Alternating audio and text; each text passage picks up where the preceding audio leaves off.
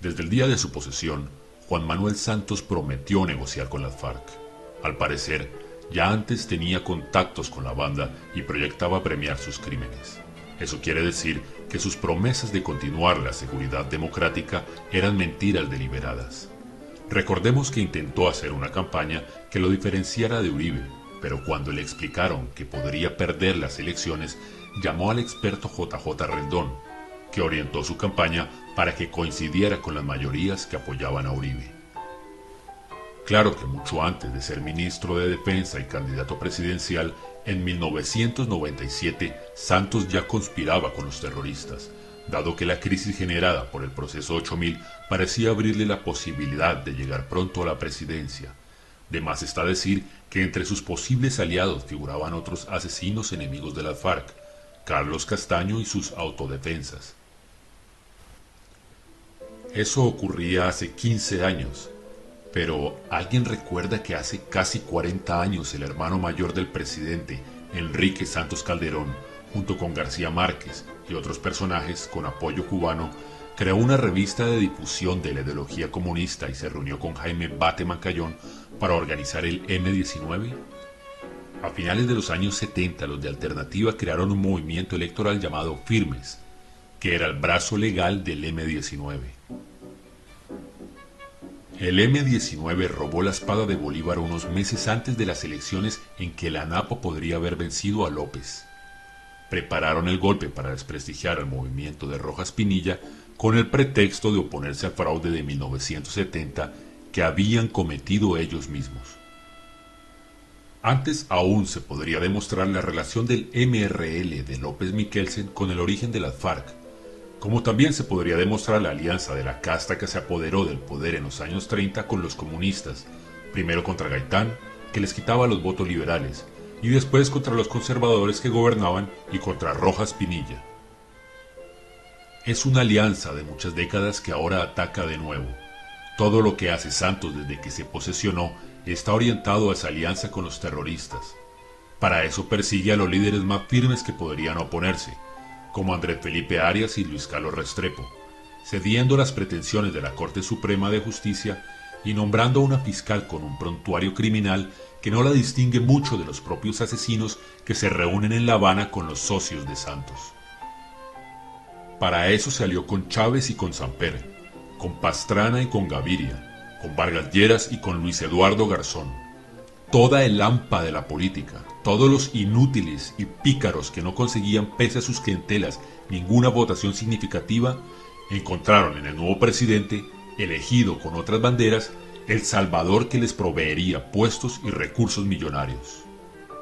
La esperanza de Santos es que la negociación le permita ganar el Nobel de la Paz y al mismo tiempo conformar una mayoría con el viejo país político y las diversas clientelas de los terroristas incrustadas en servicios públicos como la educación y la justicia.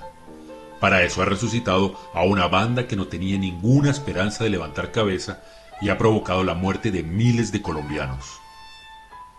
La situación actual en Colombia es la de la época del Caguán, con la diferencia de que FECODE ya preparó a la nueva generación de adolescentes ingenuos que creen que puede haber paz premiando una banda de asesinos que se convierten en líderes políticos con los miles de millones de dólares que han obtenido secuestrando a varias decenas de miles de personas y extorsionando a varios millones, sin hablar del saqueo de las riquezas naturales en la minería ilegal ni de la industria criminal de la cocaína.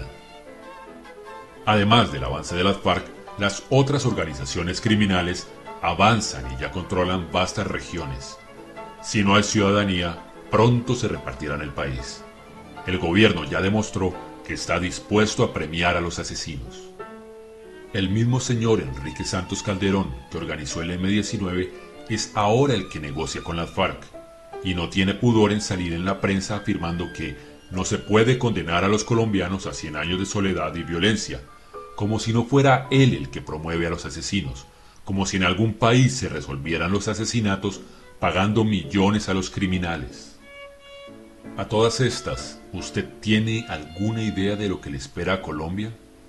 Hay dos posibilidades: que los jefes de las FARC acepten ser altos funcionarios mientras su tropa sigue dedicada a los negocios de siempre bajo otras siglas, o que intenten tomarse todo el poder y despierten otra orgía de sangre como la de las décadas anteriores. En todos los casos, Santos y los terroristas tienen mucho que ganar y los ciudadanos mucho que perder. Pero no crea que es algo de la mala suerte, ocurre porque los ciudadanos lo permiten.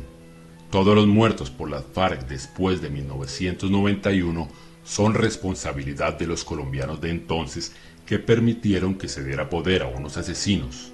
El ejemplo ha cundido y seguirá cundiendo. En todos los países hay asesinos y en muchos hay organizaciones terroristas y mafiosas. Colombia es el único en el que es normal hacer carrera política.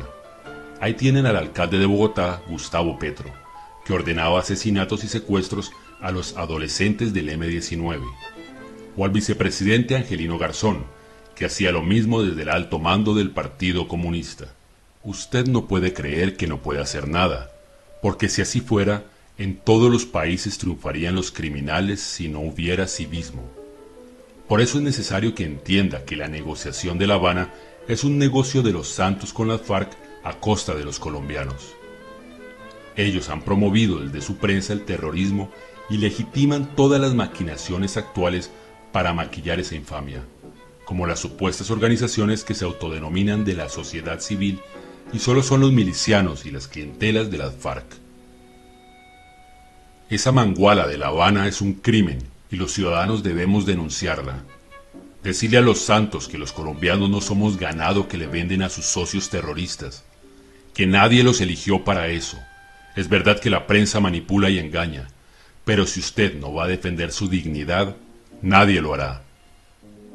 Solo hay que saber en qué sitios de la ciudad nos reuniremos el próximo 5 de diciembre para hacer sonar una olla y recordar que usted no apoya esa monstruosidad de entregarle el país a los que castran policías, mutilan niños y mandan personas bombas que a fin de cuentas son como el servicio doméstico armado de los Santos y sus amigos. El esfuerzo de cada persona vale mucho porque los terroristas cuentan hoy con todos los recursos del Estado y aún con inversiones venezolanas en financiar indignados y víctimas profesionales. Y porque si no hay oposición a premiar a los terroristas, van a multiplicar sus crímenes para forzar al gobierno a entregarles todo el poder. Recuerde que mientras decenas de militares y policías mueren cada mes haciendo frente a las armas terroristas, usted solo tiene que expresarse golpeando una olla.